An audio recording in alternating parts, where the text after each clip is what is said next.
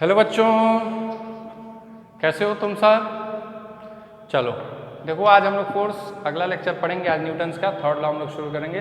Third law शुरू करने से पहले थोड़ा रिवाइज कर लेते हैं कि पहले क्या पढ़े। तो ठीक है, तो हमने स्टार्टिंग से क्या क्या पढ़ लिया कि हमने फोर्स पढ़ लिया क्या होता है। पहले हमने पढ़ा कि काइनेमेटिक्स क्या होता है। काइनेमेटिक्स के दो पार्ट हैं, स्टैटिक्स और डायनेमिक्स। उसके बाद हमने उसमें पढ़ा चीज़ें पढ़ी। उसके बाद हमने फोर्स के बारे में पढ़ा। उसके बाद फोर्स के हमने टाइप्स पढ़े। फिर ग्रेविटेशनल फोर्स का थोड़ा ओवरव्यू लिया था हमने। फिर नॉर्मल फोर्स का थोड़ा ओवरव्यू लिया था हमने। फिर टेंशन फोर्स का थोड़ा ओवरव्यू लिया था हमने। उसके बाद हमने एफबीडी बनाना सीखा था। एफबीडी क्या होता है, एफबीडी में हमने पॉइंट मास मानना। उसके बाद फिर सारे फोर्सेस को दिखाना। फिर फ्रेम ऑफ रेफरेंस के बारे में पढ़ा था। उसके बाद न्यूटन्स का फर्स्ट लॉ। न्यूटन्स का फर्स्ट लॉ क्या कहता है, if a body is in motion it will be in motion in the same direction with the same speed, और if a body is at rest it will be at rest unless and until any external force is applied on it.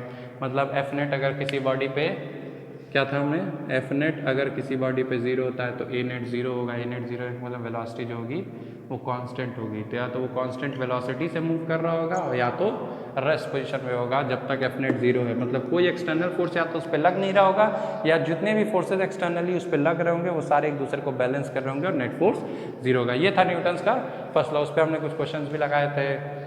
उसके बाद हमने क्या पढ़ा था, Newton's का second law. Newton's का second law क्या कहता है कि rate of change of, Newton's का सेकंड लॉ क्या कहता है, F बराबर delta P by delta T. मतलब rate of change of momentum is called force. Delta P क्या हो सकता है, delta M V upon delta T. इसमें एम भी वेरी कर सकता है, वी भी वेरी कर सकता है। इसका डिफरेंशियल फॉर्म हमने क्या देखा था, D P by D T. जब स्मॉल मोमेंटम में चेंज हो, स्मॉल इंटरवल ऑफ टाइम में, तो ये क्या हो जाएगा, D M V by D T. यहाँ पे अगर एम वेरी करता है तो D M by D T V constant हो जाएगा, या अगर m कांस्टेंट है और v वेरी करता है तो डी बाई डी टी हो जाएगा। क्लियर है। ये हमारा सेकेंड लॉ कहता था। इससे हम लोग का एक एक्सप्रेशन भी निकलता था। वो एक्सप्रेशन क्या था, f is equal to M A. M A कब आता था, जब हमारा m कांस्टेंट होता था और v वेरी करता था, D V by D T तो a होता है, और अगर m कांस्टेंट है तो ये टर्म पूरा जीरो हो जाएगा। तो यहाँ से हमारा एक रिजल्ट निकलता था जो सबसे ज़्यादा यूज़ होने वाला रिजल्ट है, बराबर एम ए। ये न्यूटन का सेकेंड लॉ कहता था।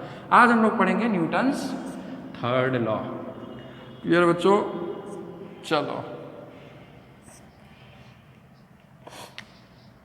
टॉपिक क्या हमारा, न्यूटन्स थर्ड लॉ ऑफ, क्या राइटिंग है सर, सर जी। चलो ये हमारा न्यूटन्स का third law of motion. Newton का थर्ड लॉ ऑफ मोशन क्या कहता है, कुछ नहीं कहता है, सिंपली यही कहता है कि every action has an equal and opposite.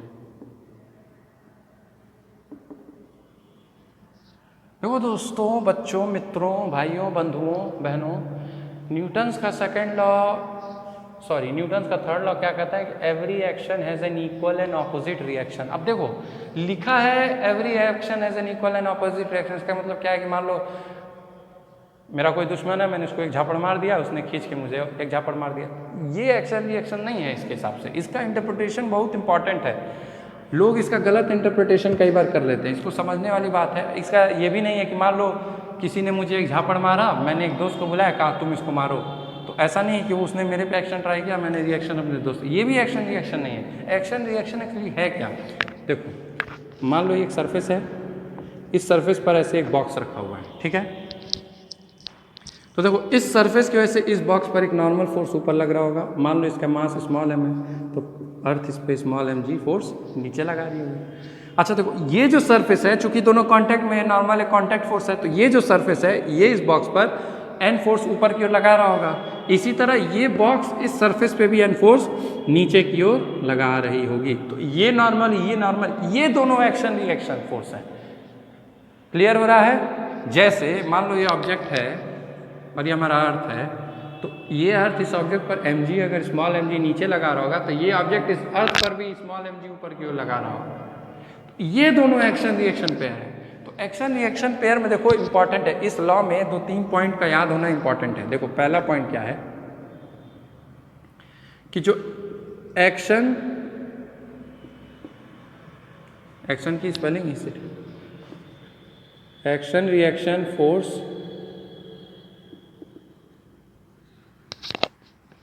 Acts on two different bodies.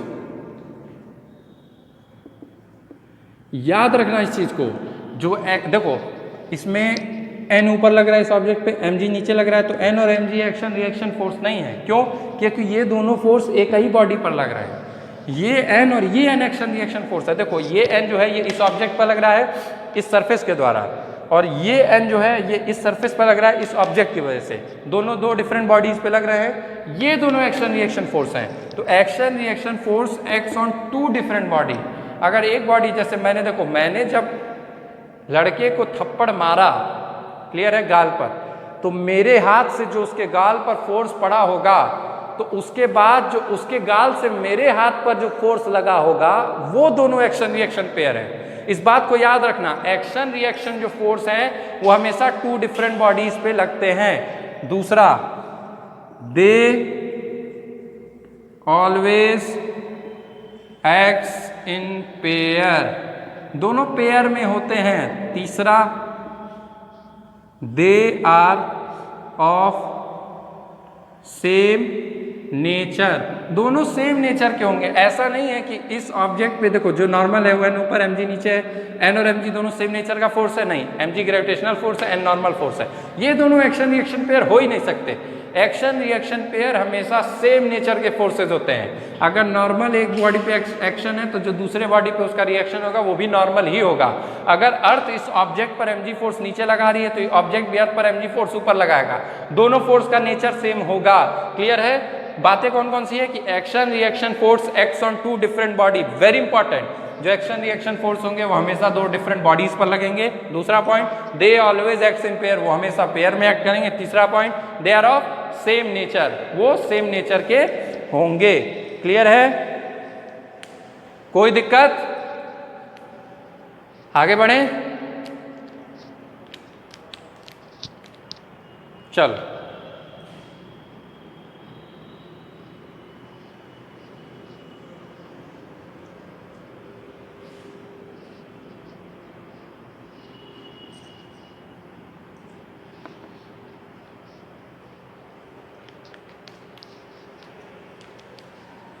देखो एस सी वर्मा में एक क्वेश्चन है, बंदर वाला, आप लोग देखे होंगे कि जैसे ये एक है, इससे एक स्ट्रिंग लटक रही है, इस स्ट्रिंग को एक बंदर जो है वो पकड़ा हुआ है, ठीक है, और पकड़ के ऊपर चढ़ने की कोशिश कर रहा है ये बंदर। तो देखो अब यहाँ पर देखो न्यूटन्स का थर्ड लॉ कैसे आता है। देखो अब मान लो रस्सी लटकी हुई है, तो रस्सी को बंदर अगर पकड़ा और उसको ऊपर जाना है तो क्या करेगा, वो रस्सी को नीचे की ओर खींचेगा। क्लियर हो रहा है? अगर बंदर को ऊपर जाना है तो वो रस्सी को नीचे की ओर खींचेगा। तो जब वो रस्सी को नीचे की ओर खींच रहा है, इसका मतलब क्या हुआ, वो उस रोप पर, वो उस स्ट्रिंग पर जो फोर्स है वो डाउनवर्ड की ओर लगा रहा है, नीचे की ओर लगा रहा है। तो उसके रिएक्शन में जो रोप है वो मंकी पर किस डायरेक्शन में फोर्स लगाएगी, ऊपर की ओर फोर्स लगाएगी। देखो जब इस मंकी का बीडी बनाएंगे, मान लो इस मंकी का कोई मास है जिसकी वजह से mg नीचे की ओर लग रहा है, और इस स्ट्रिंग की वजह से इस मंकी पर भी एक फोर्स आ रहा है, रिएक्शन फोर्स है, वो ऊपर की ओर आ, क्यों, क्योंकि मंकी जो है स्ट्रिंग को नीचे की ओर खींच रही है। तो देखो जब मंकी स्ट्रिंग को नीचे की ओर खींच रहा है तो जो फोर्स लगा रहा है वो रोप पर लगा रहा है। इसी तरह रोप जो है जब वो मंकी को खींच रहा है ऊपर की ओर तो फोर्स किस पे लगा रहा है, मंकी को। दोनों फोर्स सेम नेचर के, दोनों फोर्स दो बॉडी पे एक्ट कर रहे हैं और दोनों फोर्स पेयर में है, मतलब एक्शन रिएक्शन है। मान लो F फोर्स, अब मान लो मंकी जो ऊपर की ओर एक्सेलरेट कर रहा है ए डायरेक्शन में, तो ऊपर वाला फोर्स बड़ा होगा अगर ऊपर की ओर एक्सेलरेशन है, तो F minus mg is equal to क्या हो जाएगा, मान लेना एक्सेलरेशन उसका। मतलब समझ रहे हो, सिंपल सा यहाँ मैं ये समझाना चाह रहा हूँ कि देखो जो बंदर है वो रस्सी को किस डायरेक्शन में खींच रहा है, नीचे की ओर खींच रहा है। वो रस्सी पर फोर्स किस डायरेक्शन में लगा रहा है, नीचे की ओर। भाई जब रस्सी को तुम इस तरह से नीचे खींचोगे, फिर यहाँ पकड़ोगे, उसको नीचे खींचोगे, पूरी ऊपर पकड़ोगे, तो जब नीचे खींचते हो तो फोर्स रस्सी पे तो नीचे लग रहा है, लेकिन तुम किधर जा रहे हो, ऊपर की ओर जा रहे हो। तो जो रिएक्शन फोर्स है रोप का तुम्हारे ऊपर, वो किस डायरेक्शन में है, ऊपर की ओर है, वो F है, जिसकी वजह से तुम ऊपर की ओर जा रहे हो। क्लियर है? ऐसे एक और देखो, चलो एक क्वेश्चन देख ही लेते हैं, ठीक है। क्वेश्चन देखो कुछ इस तरह से मान लो,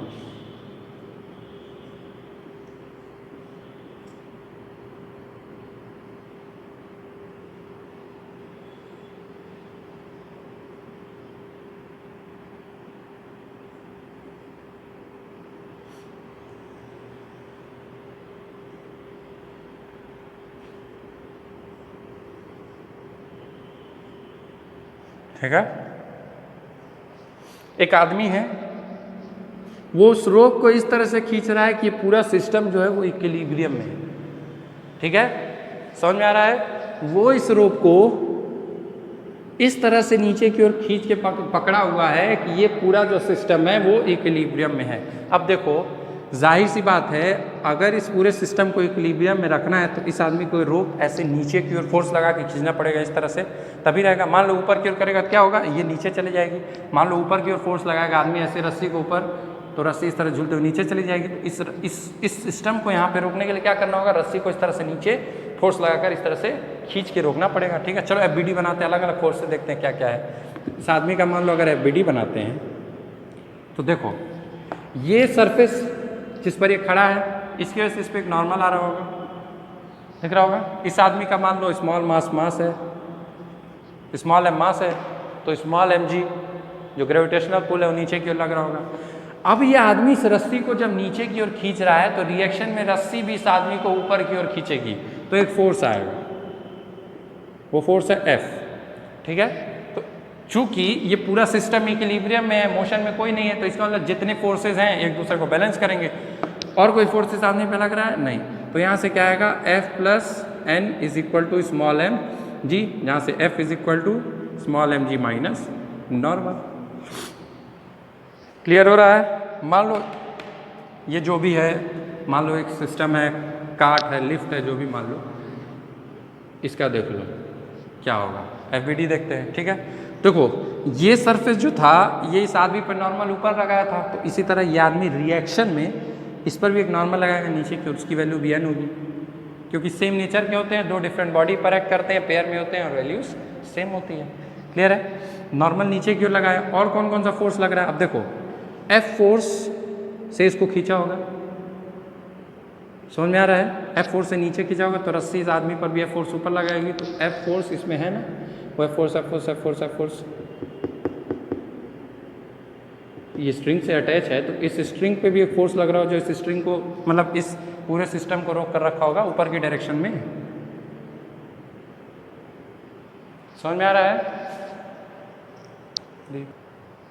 हाँ, तो रोप पर देखो आदमी जो है ये रोप पर फोर्स कैसे लगा रहा होगा, नीचे क्यों लगा रहा होगा, इस रोप पर फोर्स नीचे, यहाँ से इधर, तो ऐसे, तो यहाँ ऊपर ऐसे लग रहा होगा ना फोर्स।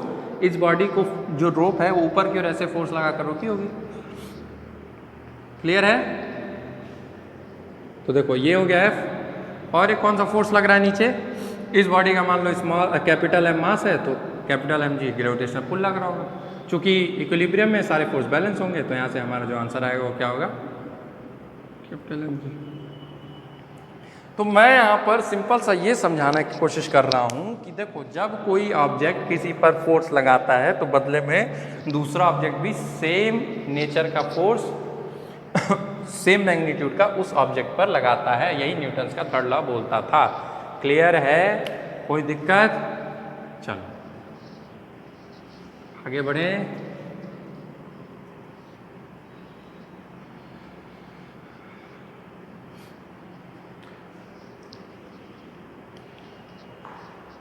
ये था न्यूटन्स का थर्ड लॉ। चलो अब एक थोड़ा सा कंसेप्ट आता है, न्यूमेरिकल्स उस पर भी आते हैं, वो क्या, वेइंग मशीन का। वेइंग मशीन का क्वेश्चंस आते हैं, देख लो। जैसे मान लो ये एक वेइंग मशीन है, ठीक है, ये एक हमारा वेइंग मशीन है, इस पर एक ऑब्जेक्ट रखा हुआ है, ठीक है। ये भी न्यूटन्स के थर्ड लॉ से रिलेटेड है, इसलिए यहाँ समझा रहा हूँ। ये वेइंग मशीन है, इसका ऑब्जेक्ट है, तो मान लो स्मॉल मास m है, ठीक है। ये वेइंग मशीन था। अब देखो क्या होगा कि इस स्मॉल मास जो ऑब्जेक्ट है इसका FBD बनाने की कोशिश करते हैं। तो देखो इस वेइंग मशीन की वजह से इस पर एक नॉर्मल फोर्स आएगा, हाँ सर आएगा, ऊपर की ओर मान लो n है, इसका खुद का मास भी है स्मॉल mg। कहीं मोशन कर रहा है ना, x एक्सिस में मोशन कर रहा है ना y एक्सिस में मोशन कर रहा है, मतलब बॉडी इक्विलिब्रियम में, मतलब फोर्सेस बैलेंस होंगे। तो यहाँ से क्या आ रहा है, n is equal to mg। Clear है। अब देखो ये जो ऑब्जेक्ट है ये इस वेइंग मशीन पर कौन सा फोर्स लगा रहा होगा, भाई दोनों कांटेक्ट में है। वेइंग मशीन ने इस पर अगर नॉर्मल ऊपर की ओर लगाया तो इन रिएक्शन ये ऑब्जेक्ट भी इस पर नॉर्मल नीचे की ओर लगाएं। क्लियर है? तो इस पर जो नॉर्मल नीचे की ओर लगता है तो यही जो नॉर्मल की वैल्यू होती है यही वेट होता है इस ऑब्जेक्ट। तो वेइंग मशीन में जो हम लोग वेट मेज़र करते हैं वो और कुछ नहीं होता है, वो क्या होता है? नॉर्मल रिएक्शन फोर्स होता है। क्लियर है?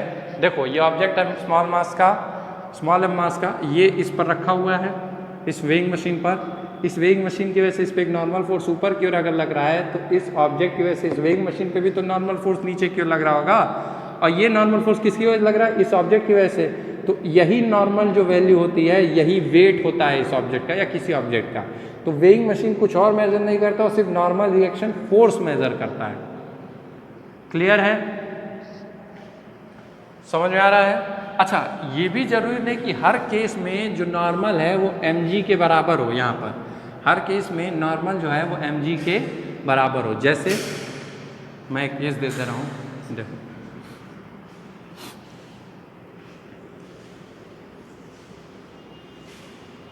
ये मान लो ऐसे है,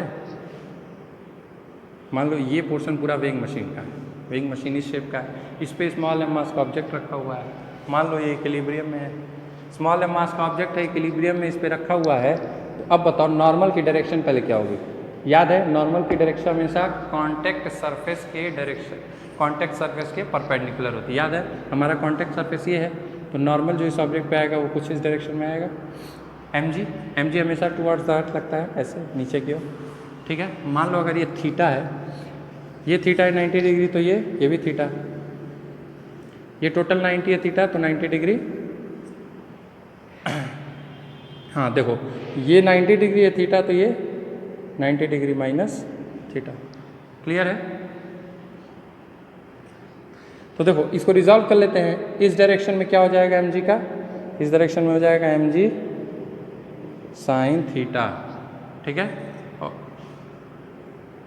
इस तरह से मान लो कर लो। ठीक है, अब इक्विलिब्रियम में बॉडी, क्योंकि इस mg साइन थीटा को अगर कोई फोर्स बैलेंस नहीं करता तो बॉडी इक्विलिब्रियम में कैसे रहती? तो टेंशन फोर्स अब इस बॉडी को इक्विलिब्रियम में ला सकती है। ठीक है, mg साइन थीटा को बैलेंस कर ली। ठीक है, चलो वो हमारा कंसर्न नहीं है। mg का इस डायरेक्शन में mg साइन थीटा है और इस डायरेक्शन में इसका कंपोनेंट क्या होगा? mg cos theta. अब चूंकि इस बॉडी का मोशन ना तो हॉरिजॉन्टल ना वर्टिकल ना किसी डायरेक्शन में नहीं है, तो मतलब जितने फोर्सेज इस बॉडी पर लग रहे हैं सब एक दूसरे को बैलेंस कर रहे होंगे। तो नॉर्मल को यहाँ बैलेंस करने वाला फोर्स कौन सा है? वो है mg कॉस थीटा, और वेइंग मशीन पे रखा हुआ है। अगर ये वेइंग मशीन का सरफेस है और ये इस पर नॉर्मल फोर्स ऊपर क्यों लगा रहा है, तो ये ऑब्जेक्ट भी इस वेइंग मशीन पर नॉर्मल नीचे क्यों लगाएगा? और वेइंग मशीन जो है वो क्या मेजर करता है? नॉर्मल फोर्स मेजर करता है। तो इस केस में नॉर्मल फोर्स की वैल्यू क्या होगी? mg cos theta. तो देखा यहाँ पे नॉर्मल फोर्स की वैल्यू mg नहीं है, mg cos थीटा है। तो कोई ज़रूरी नहीं कि नॉर्मल की वैल्यू हमेशा mg हो, कुछ भी हो सकती है। लेकिन जो वेइंग मशीन होता है वो हमेशा क्या मेजर करता है? नॉर्मल रिएक्शन फोर्स, और नॉर्मल रिएक्शन फोर्स जो होगा वही उस ऑब्जेक्ट का वेट होगा। क्लियर है? आगे बढ़े, चलो चलो क्लियर हुआ? कभी भी ये ज़रूरी नहीं है कि जो हमेशा वेट होगा, सॉरी जो वेट होगा वो तो हमेशा नॉर्मल रिएक्शन फोर्स के तो बराबर होगा। ये ज़रूरी नहीं कभी भी कि नॉर्मल रिएक्शन फोर्स हमेशा mg के बराबर हो, उसकी वैल्यू कुछ भी हो सकती है। ठीक है, इस बात को याद रखना। चलो कुछ और थोड़ा लिफ्ट प्रॉब्लम कर लेते हैं, कुछ केसेस देख लेते हैं। ठीक है, जैसे देखो क्या है, ये लिफ्ट है। क्या है? ये लिफ्ट है, इसमें एक आदमी है, दिख रहा है। मान लो लिफ्ट का जो लोअर सरफेस है ये एक वेइंग मशीन है। क्लियर हो रहा है? अब देखो अगर लिफ्ट रुकी हुई है इस तरह से स्टैटिक कंडीशन में, रेस्ट में, ठीक है, तो इसका एबीडी बनाते हैं देखो आदमी का। तो अब वेट चेक करते क्या आएगा? तो देखो ये वेइंग मशीन की वजह से इस पर एक नॉर्मल ऊपर की ओर आएगा। इस बॉडी का मास इस मतलब आदमी का मास स्मॉल है, तो इसकी वजह से ग्रेविटेशनल फोर्स आएगा नीचे की ओर, स्मॉल है g। क्लियर है? तो यहाँ पे चूंकि रेस्ट पे है, कोई मोशन नहीं हो रहा है, तो इसका मतलब फोर्सेस बैलेंस कर रहे होंगे। तो नॉर्मल यहाँ पर किसके बराबर हो जाएगा? स्मॉल m g के बराबर। मतलब इस आदमी का जो वेट होगा वो क्या होगा? स्मॉल m g, क्योंकि वेट जो है हमेशा नॉर्मल रिएक्शन फोर्स के बराबर होता है। क्लियर है? चलो अब इसी में क्या करते हैं, अगर इस लिफ्ट को एक एक्सेलरेशन दे देते हैं ऊपर की ओर a, समझ में आ रहा है? इस लिफ्ट को हमने क्या दिया, एक एक्सेलरेशन दे दिया ऊपर की ओर, ठीक है। तो देखो अब क्या होगा, अब इस बॉडी का एफबीडी बनाते हैं, इस आदमी का small M G, gravitational pull नीचे की ओर लग रहा होगा, इस वेइंग मशीन की वजह से इस आदमी पर एक नॉर्मल ऊपर की ओर जा रहा होगा। देखो अब एक्सेलरेशन क्या है, ऊपर की डायरेक्शन में दिख रहा है, एक्सेलरेशन ऊपर की डायरेक्शन में, मतलब ऊपर वाला फोर्स नीचे वाला फोर्स से बड़ा हो गया। तो न्यूटन के सेकंड लॉ क्या कहता है, F net is equal to M A, लगा देते हैं। एफ नेट क्या होगा, normal minus small M G is equal to small M A. तो normal is equal to small M A minus sorry plus small M G, मतलब small M A plus G. अब normal देखो क्या हुआ, अब normal यहाँ पे क्या हुआ, पहले एम जी था, अगर ये जमीन पर खड़ा होता या कोई एक्सेलरेशन नहीं, चुपचाप स्टैटिक पोजीशन में अगर खड़ा है तो मेरा वेट क्या वेइंग मशीन मेजर करेगा, mg मेजर करेगा, मेरा mass into gravitational pull mg। अगर मैं एक्सेलरेट कर रहा हूँ ऊपर की ओर, यह आदमी लिफ्ट में ऊपर की ओर एक्सेलरेट कर रहा है, तो क्या हुआ उसका नॉर्मल अब क्या है, ma प्लस एम जी, मतलब a प्लस जी, मतलब mg से ज़्यादा है, कितना ज़्यादा है, ma ज़्यादा है। भाई यहाँ पे ऐड हो रहा है ना कुछ mg में क्या ऐड हो रहा है, ma क्वांटिटी कुछ ऐड हो रही है, इसका मतलब इसको वेट ज़्यादा, मतलब अगर लिफ्ट ऊपर की ओर जब एक्सेलरेट करती है तो हमें क्या फील होता है कि हमारा वेट जो है वो बढ़ गया। समझ में आया, मतलब अगर तुम चाहते हो बिना खाए पिए अपना वेट बढ़ाना तो कुछ मत करो, लिफ्ट में खड़े हो जाओ और लिफ्ट को एक एक्सेलरेशन दे दो, जब लिफ्ट ऊपर जाएगा तो फिर खुश हो जाना, हमारा वेट बढ़ गया। मम्मी को बता देना, पापा को बता देना, मिठाई बांटना, हमको भी मिठाई खिलाना, ठीक है। समझ में आ रहा है, जब लिफ्ट में कोई बॉडी अगर है और वो ऊपर की ओर एक्सेलरेट कर रही है तो उससे क्या फील होगा कि उसका वेट बढ़ा हुआ है। क्लियर है, चलो अब इसी में क्या करते हैं, अब ऊपर की एक्सेलरेशन देने के बजाय अब हम उसको एक एक्सेलरेशन नीचे की ओर दे रहे हैं, ये क्या हो जाएगा, नीचे की ओर एक्सेलरेट करने लगेगा। तो नीचे की ओर अगर एक्सेलरेट कर रहा है, इसका मतलब जो नीचे वाला फोर्स है वो ऊपर वाले फोर्स से बड़ा है। तो सेकेंड लॉ ये कहता है कि F net is equal to M A, F net क्या हो जाएगा हमारा, M G minus N is equal to M A. Clear है, तो यहाँ से एन क्या मिलेगा, एन हमारा हो जाएगा M G minus M A, यानी यहाँ से क्या मिलेगा, स्मॉल एम कॉमन ले लेंगे, जी माइनस ए। क्लियर हो रहा है, अगर लिफ्ट ए एक्सेलरेशन से नीचे की ओर आ रही होगी तो हमें क्या फील होगा, हमारा वेट कम हो रहा है। देखो यहाँ पर mg में से कुछ माइनस हो रहा है ना, नॉर्मली अगर मैं खड़ा रहता कोई एक्सेलरेशन नहीं तो मेरा वेट क्या आता, mg आता, लेकिन जब मैं ए एक्सेलरेशन से नीचे की ओर जा रहा हूँ तो मुझे क्या फील हो रहा है, वेट कम होता हुआ फील हो रहा है। क्यों, क्योंकि देखो mg में से यहाँ पे कोई फैक्टर माइनस हो रहा है, ये फैक्टर माइनस हो रहा है, तो अगर mg में से कुछ माइनस हो रहा है तो इसका mg से कम होगा ना वेट, इसीलिए हमें वेट कम दिखता है जब बॉडी एक्सेलरेट कर रही होती है हमारी नीचे की डायरेक्शन में। क्लियर है, तो अगर तुम बहुत मोटे हो और बिना एक्सरसाइज के तुम अपना वेट कम करना चाहते हो तो मेरे पास सिंपल सा एक सोल्यूशन है, तुम लिफ्ट में बैठ जाओ, उसको ए एक्सेलरेशन नीचे की ओर दे दो, तुम्हें लगेगा कि मेरा वेट कम हो गया है, मेंटली तुम्हारा वेट कम हो जाएगा। क्लियर है, कोई दिक्कत, मतलब अगर लिफ्ट ए एक्सेलरेशन से ऊपर जाती है तो हमें वेट बढ़ा हुआ फील होता है, लिफ्ट ए एक्सेलरेशन से नीचे आएगी तो हमें लगेगा हमारा वेट घट गया है, कम हो गया है। ठीक है, अब देखो कुछ और केसेस देख लेते हैं इसी में, कुछ और केसेस क्या है। अब हमारा जो केस है,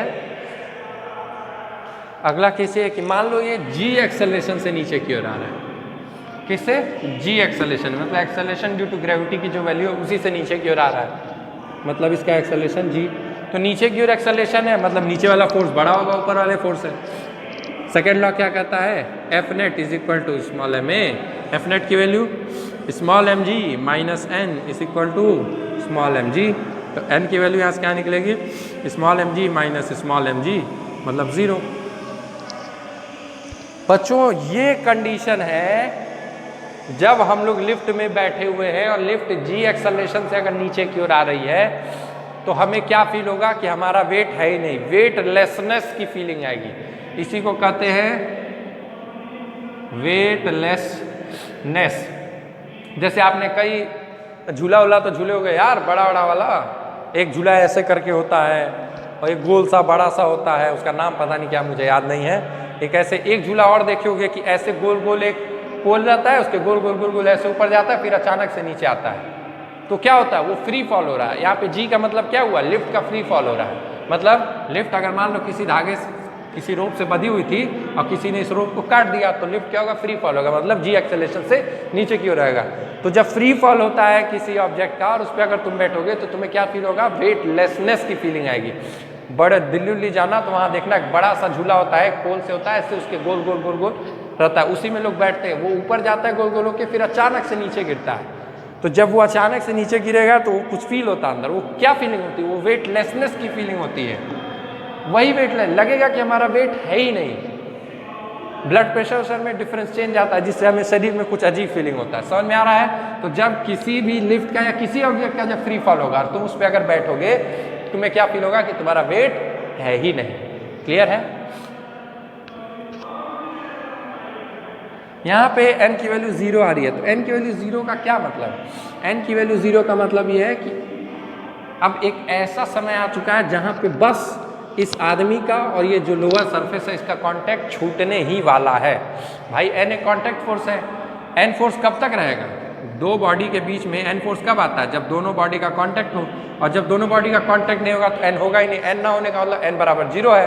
तो n बराबर 0 का मतलब ये है कि दोनों बॉडी के बीच में जो कांटेक्ट है वो जस्ट अब खत्म होने वाला है। क्लियर है? n बराबर 0 का मतलब। चलो एक और कंडीशन लेते हैं इसमें। कंडीशन क्या लेते हैं कि अब इसको एक एक्सेलरेशन दे देते हैं 2g का नीचे की ओर। 2g का मान लो इस पे ऊपर से कोई फोर्स लगा दिए, g से तो फ्री फॉल हो रहा था और उस पर कोई फोर्स लगा दिए, कुछ ऐसे फेंक दिए या हम ही कूद गए उसके ऊपर, फ्री फॉल होते तो हम भी उसमें कूद गए, या कुछ भी कई तरीके हैं उस पर फोर्स लगाने का कि इस पर ऐसे फोर्स लगा रहे हैं कि अब इसका एक्सेलरेशन डाउनवर्ड क्या है, 2g है डाउनवर्ड। ठीक है, अब देखते हैं। जो देखो इसका एक्सेलरेशन 2g नीचे की ओर है तो इसका मतलब नीचे वाला फोर्स ऊपर वाले से बड़ा होगा। सेकंड लॉ कहता है F net is equal to ma, मतलब small mg minus n is equal to small m acceleration कितना है 2g है, मतलब 2mg हो गया। तो यहाँ से n कितना आएगा mg माइनस 2mg, मतलब माइनस का mg। अच्छा बच्चों अब इस चीज़ को ध्यान दो, यहाँ पे जो नॉर्मल है वो नेगेटिव में आ रहा है और नॉर्मल कभी भी नेगेटिव नहीं हो सकता है। यहाँ पे नॉर्मल नेगेटिव में आने का मतलब क्या है कि जब इसको 2g एक्सेलरेशन मिलेगा और जब ये बॉडी 2g एक्सेलरेशन से नीचे आएगी तो तुरंत ये जो ऑब्जेक्ट है या जो आदमी है जो भी है यहाँ पर, उसका कांटेक्ट इस सरफेस से पूरी तरह छूट जाएगा। और जहाँ कांटेक्ट खत्म हुआ दो ऑब्जेक्ट के बीच में या इस आदमी और इस सरफेस के बीच में, मतलब नॉर्मल फोर्स खत्म, तो कांटेक्ट जो छूटेगा उसके बाद क्या होगा, ये ऊपर जाके इससे लड़ेगा या ये ऊपर नहीं जाएगा, लिफ्ट नीचे आएगी और इसका सर इससे टकराएगा और खत्म। मतलब हम सिंपल सा ये कहना चाह रहे हैं कि नॉर्मल फोर्स जो है वो कभी नेगेटिव नहीं हो सकती। अगर नॉर्मल फोर्स की वैल्यू नेगेटिव आ रही है तो इसका मतलब ये है कि वहाँ पर नॉर्मल फोर्स है नहीं, वहाँ पर दो ऑब्जेक्ट के बीच में एक कॉन्टैक्ट जो तुम दिखा रहे हो वो एक्चुअली में कॉन्टैक्ट है नहीं। और अगर आंसर लिखना होगा तो तुम आंसर नेगेटिव नहीं लिखोगे, यहाँ पे क्या लिखोगे, n is equal to 0। n is equal to minus mg की जगह हम क्या लिखेंगे, n इज इक्वल टू 0, क्योंकि नॉर्मल फोर्स की वैल्यू नेगेटिव नहीं हो सकती। क्लियर है? कोई दिक्कत? वेटलेसनेस समझ में आया? वेट कम करना हो, वेट बढ़ाना हो, सिंपल सा तरीका है। वेट बढ़ाना हो तो क्या करेंगे, हम लिफ्ट में बैठ के ए एक्सेलरेशन ऊपर दे देंगे लिफ्ट को, हमारा वेट बढ़ जाएगा बिना खाए पिए। वेट घटाना हो तो क्या करेंगे, हम ए एक्सेलरेशन लिफ्ट को दे देंगे नीचे की और उसमें बैठ जाएंगे, हमारा वेट घट जाएगा बिना एक्सरसाइज किए।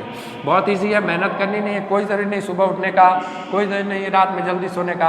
आराम से जब मर्जी तब उठो और जब मन करे वेट बढ़ाना हो लिफ्ट में बैठ के ए एक्सेलरेशन दे दो ऊपर की ओर, और जब वेट तुमको लगे बढ़ गया है बहुत ज़्यादा घटाना हो तो उसको ए एक्सेलरेशन नीचे की ओर दे देंगे। क्लियर है? चलो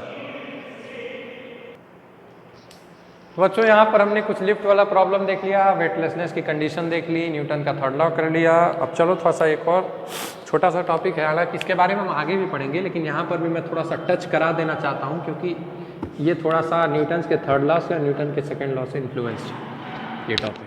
वो क्या है? टॉपिक का नाम है कंजर्वेशन ऑफ मोमेंटम।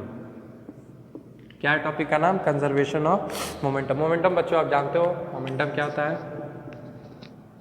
मोमेंटम को P से लिखते हैं हम लोग, P is equal to mass into velocity. ठीक है, कोई अब बॉडी है मान लो, अगर उसका कुछ मास स्मॉल m है, उसकी वेलोसिटी v है, तो इसका मोमेंटम क्या हो जाएगा, सॉरी बच्चों, मास इनटू वेलोसिटी। क्लियर है? चलो तो कंजर्वेशन ऑफ मोमेंटम क्या है समझ लेते हैं बच्चों। देखो कंजर्वेशन ऑफ मोमेंटम बच्चों आता है हमारा सेकेंड लॉ से, ठीक है। देखो सेकेंड लॉ बच्चों क्या कहता है कि F net is equal to delta P upon delta T, ये हमारा सेकेंड लॉ कहता है, याद है? सेकेंड लॉ यही ना कहता है फोर्स क्या है, रेट ऑफ चेंज इन या ऑफ मोमेंटम होता है, rate of change of momentum होता है, ठीक है। देखो बच्चों अगर एफ नेट जीरो हो जाए, एफ नेट जीरो हो जाए तो इसका मतलब क्या होगा, टाइम तो जीरो होगा नहीं, मोमेंटम का चेंज जीरो होगा। एफ नेट जीरो हो जाए मतलब डेल्टा पी जो है वो किसके बराबर हो जाए, जीरो के बराबर हो जाए। तो चेंज इन मोमेंटम का जीरो मतलब क्या हुआ, चेंज इन मोमेंटम क्या होता है, P final minus P initial, ये जीरो हो जाए। P final minus P initial के जीरो होने का मतलब क्या हो गया, पी फाइनल जो है वो किसके बराबर हो जाए, पी इनिशियल के बराबर हो जाए। बच्चों अगर किसी बॉडी पर कोई एक्सटर्नल फोर्स नहीं लग रहा है, कोई एक्सटर्नल फोर्स अगर नहीं लग रहा है तो उस बॉडी का जो मोमेंटम होगा वो कंजर्व होगा। मोमेंटम कंजर्व होने का मतलब क्या है, मतलब उनका जो इनिशियल मोमेंटम होगा वो उनके फाइनल मोमेंटम के बराबर होगा। कब, अगर किसी बॉडी पर एक्सटर्नल फोर्स जो है वो जीरो हो रहा है। इंटरनल फोर्स की बात मैं नहीं कर रहा, इंटरनल फोर्स की वजह से बॉडी पर कोई इफेक्ट नहीं आता है, मैं यहाँ पर बात सिर्फ एक्सटर्नल फोर्स की कर रहा हूँ। जैसे एक एग्जांपल मान लो हम लोग ले लेते हैं, ठीक है। मान लो ये 1 kg का बॉल है, ये 2 kg का बॉल है, ठीक है। मान लो ये 1 मीटर पर सेकंड से चल रहा था, ये 2 मीटर पर सेकंड की वेलोसिटी से आगे बढ़ रहा था, ठीक है। दोनों, अब देखो इसकी वेलोसिटी ज़्यादा है, इसकी वेलोसिटी कम है, तो कहीं ना कहीं एक टाइम ऐसा आएगा जहाँ ये बॉल इससे कोलाइड करेगा। क्लियर है? कोलिजन के बाद मान लो 1 kg का जो बॉल है वो 1 मीटर पर सेकंड से चलने लगा, तो 2 kg का बॉल कितने मीटर पर सेकंड से चलेगा वो फाइंड करते हैं, ठीक है। तो अब देखो मान लो अगर इस पूरे बॉडी को सिस्टम मान लें, ध्यान से देखो बच्चों, अगर इस पूरे बॉडी को सिस्टम मान लो तो क्या इस बॉडी पर कोई एक्सटर्नल फोर्स लग रहा है, ध्यान से देखो, क्या इस बॉडी पर कोई एक्सटर्नल फोर्स लग रहा है, नहीं, इस बॉडी पर कोई एक्सटर्नल फोर्स नहीं लग रहा है। मतलब इस बॉडी का जो मोमेंटम होगा अभी इनिशियली में और कोलिजन के बाद जब इस बॉडी का मोमेंटम होगा वो क्या होगा, इक्वल होगा। क्यों? क्योंकि पूरे सिस्टम का जो मोमेंटम है वो कंजर्व रहने वाला है। कंजर्व क्यों रहने वाला है? क्योंकि एफ एक्सटर्नल जीरो है। क्लियर है? कोई एक्सटर्नल फोर्स लग ही नहीं रहा है। जब एफ एक्सटर्नल लगेगा नहीं तो एफ बराबर delta P by delta T होता है। एफ अगर जीरो है तो डेल्टा पी जीरो होगा, जाहिर से होता है डेल्टा पी जीरो है तो P final minus P initial zero होगा, तो पी फाइनल हो जाएगा पी इनिशियल के बराबर। अब वहीं यहाँ करेंगे तो देखो इसका मोमेंटम क्या होगा, मास इंटू वेलोसिटी, प्लस इसका मोमेंटम क्या होगा, mass into velocity, sorry plus हो गया, ये हो गया इनिशियल मोमेंटम। फाइनल देख लेते हैं, इसका मोमेंटम क्या होगा, मास इंटू वेलोसिटी, प्लस इसका मोमेंटम क्या होगा, मास इंटू वेलोसिटी। अब इन दोनों को इक्वेट कर देते हैं। जब इक्वेट करोगे तो इधर क्या आएगा 4 और इधर क्या आएगा 1 प्लस 2v। क्लियर है? तो इक्वेट किए तो यहाँ पे देखो मैं कर देता हूँ 4 is equal to 1 plus 2v, ठीक है। तो 2v इज इक्वल टू 3, तो v is equal to 3/2 metre per second, यानी ये 3/2 मीटर पर सेकेंड से चल रहा होगा। समझने की कोशिश करो कि अगर किसी बॉडी पर अगर नेट एक्सटर्नल फोर्स जो है वो जीरो है तो उस बॉडी पर क्या, हाँ, अगर किसी बॉडी पर नेट एक्सटर्नल फोर्स जीरो है या कोई एक्सटर्नल फोर्स लग नहीं रहा है तो उस बॉडी का जो मोमेंटम होगा, उस पूरे सिस्टम का जो मोमेंटम होगा वो कंजर्व होगा। मतलब चेंज इन मोमेंटम भी जीरो होगा। चेंज इन मोमेंटम जीरो होने का मतलब क्या है, इनिशियल में जो बॉडी का मोमेंटम रहा होगा वही फाइनल भी बॉडी का मोमेंटम होगा। क्लियर है? कोई दिक्कत? ये तो आया सेकंड लॉ से। थर्ड लॉ का इसमें कहाँ रोल है, और थर्ड लॉ का देख लेते हैं रोल। देखो मान लो ये गन है, सर कितने में लिया, फ्री में यार, तुम भी ले सकते हो, पेन लो, पेपर लो, ठीक है, इसमें बुलेट, ठीक है, समझने की कोशिश करो। गन कैसी है, रेस्ट पर है, बुलेट कैसी है, वो भी रेस्ट पर है, ठीक है। अभी फिलहाल कोई फोर्स इस बॉडी पर लग रहा है एक्सटर्नल, नहीं लग रहा है। उसके बाद मान लो फायर किया गया तो बुलेट कहीं निकली होगी, ठीक है। बुलेट के पास कोई वेलोसिटी होगी फायर करने के बाद, मान लेते हैं अगर उसके पास v वेलोसिटी है। अभी हमारा कंसर्न वेलोसिटी से नहीं है। तो देखो इस गन की वजह से इस बुलेट पे फोर्स लगा होगा, उस फोर्स से ये बुलेट आगे की ओर जा रही होगी, तो जाहिर सी बात है न्यूटन के थर्ड लॉ की वजह से ये बुलेट भी इस गन पर एक फोर्स लगाएगी। क्लियर हो रहा है बच्चों? तबियत थोड़ी सही नहीं है, माफ करना अगर, ठीक है। इस गन की वजह से इस बुलेट पर एक फोर्स लगा, जिसकी वजह से बुलेट पॉजिटिव एक्स एक्सिस की डायरेक्शन में जा रही है। तो न्यूटन्स के थर्ड लॉ के हिसाब से ये बुलेट भी इस गन पर एक फोर्स लगाएगी। अगर ये गन इस पर फोर्स इस डायरेक्शन में लगा रहा है तो ये बुलेट इस पर फोर्स पीछे क्यों लगाएगी? जब बुलेट फायर होती है गन से तो बुलेट आगे जाती है। तो देखना कभी कभी टीवी में ओलंपिक्स में देखे होगे, जब वो गन से शूट करते हैं तो जब बुलेट बाहर निकलती है तो उनके कंधे पे झटका पड़ता है, गन पीछे क्यों आता है? वो पीछे क्यों आता है? जो गन उस बुलेट पे फोर्स लगाया होता है उतना ही फोर्स बुलेट उस गन पर भी लगाती है, ठीक है। तो इस गन पर भी फोर्स लगेगा, तो ये भी किसी वेलोसिटी से पीछे की ओर रिकॉइल करेगी, इसको रिकॉइल वेलोसिटी कहते हैं, पीछे की ओर जाएंगे। अब देखो चूंकि गन का मास ज़्यादा है तो इसका वेलोसिटी कम होगा, इसका मास कम है तो इसका वेलोसिटी ज़्यादा होगा। मैं ये कहना चाह रहा हूँ कि ये जो फोर्सेज हैं ये इंटरनल हो गए, ये कोई एक एक्सटर्नल फोर्सेज नहीं है, ये एक इंटरनल हो गया। अगर इस पूरे को सिस्टम मान लिया जाए तो जितना फोर्स ये इस पर लगा उतना ही फोर्स इस पर लगा है, ठीक है। तो अब देखो इनिशियल में गन का मान लो मास है कैपिटल है, उसकी वेलोसिटी 0, प्लस बुलेट का मान लो स्मॉल है, उसकी वेलोसिटी 0। ये तो ये हो गया हमारा P इनिशियल।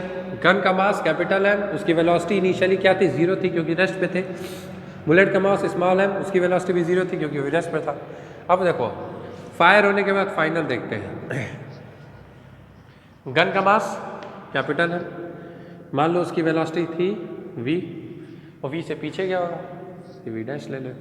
अब बुलेट का मास स्मॉल है, लो मार्कर भी नहीं चल रहा है,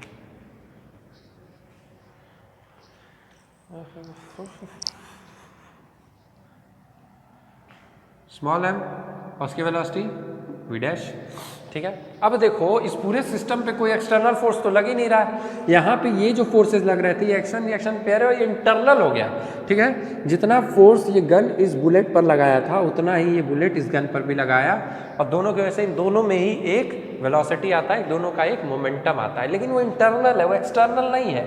तो उसकी वजह से इस पूरे सिस्टम का जो मोमेंटम है वो कंजर्व है। तो मोमेंटम कंजर्व होने का क्या मतलब है कि जो P चल ही नहीं रहा है यार, blue pen blue marker, conserve होने का क्या मतलब है? P फाइनल जो होगा वो P इनिशियल के बराबर हो जाएगा। P इनिशियल 0 है, P इनिशियल जो है वो 0 है, और P फाइनल जो है वो mv प्लस mv डैश। तो यहाँ पे क्या आ जाएगा? 0 is equal to mv plus small mv dash, मतलब mv is equal to minus का स्मॉल mv डैश।